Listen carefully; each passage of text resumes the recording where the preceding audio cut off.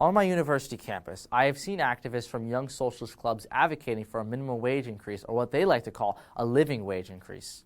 These young people, like Bernie Sanders, want the minimum wage to be set at $15 an hour, no matter what type of labor the worker happens to be performing.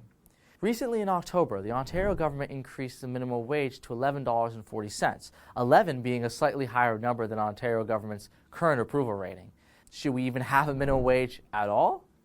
I'm Jay Feza from the Rebel Media, and let me explain to you why we shouldn't have a minimum wage.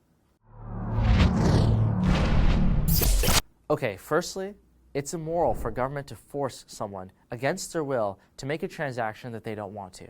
If they want to pay their employees $11 an hour or $10 an hour, that's their choice to make.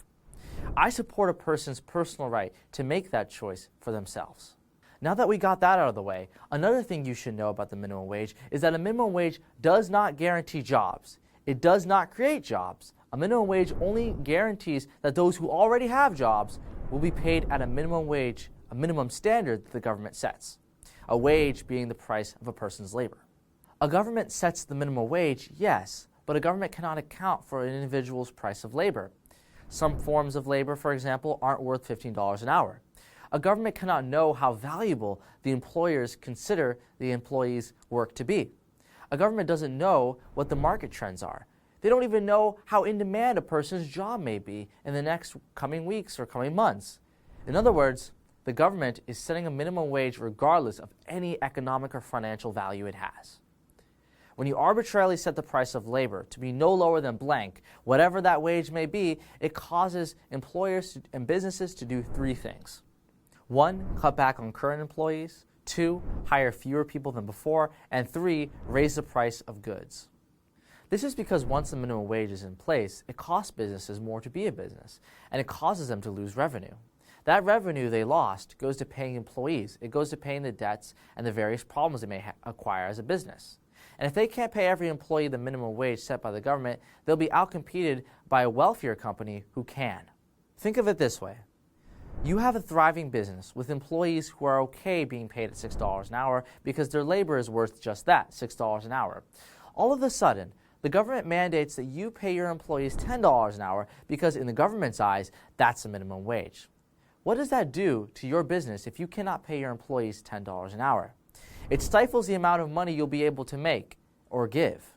A logical option to take as an employer is to lay off your employees, give your employees less hours, or raise the cost of goods so that you can make more money. If you don't do that, you risk being outcompeted by Walmart that could easily pay their employees $10 an hour. By the way, people on the left demand that the minimum wage should be increased when inflation goes up or when the job market goes down. Little do they know that their policies cause that to occur. Never mind the obviously immoral aspect of a minimum wage being enforced onto the population, as in, if you don't pay this minimum wage, you've committed a crime and you'll go to jail. Never mind that immoral aspect for a sec. The whole point of having a minimum wage, or as they say, a living wage, is totally flawed. It doesn't do the job it's supposed to, that is, provide people a fixed set of income that they can live on. I mean, what is the point of having a minimum wage when, as a result of the minimum wage, employers cut back on hours, they choose less employees, the prices of goods go up, and small businesses tend to shut down because they cannot pay the minimum wage laws as bigger businesses come and outcompete them. It's kind of ironic that young socialists are unknowingly supporting big business with the policies that they enact. They should really take a class on economics and not, the arts. Hey, if you enjoyed the video, please like and subscribe to the Rebel Media.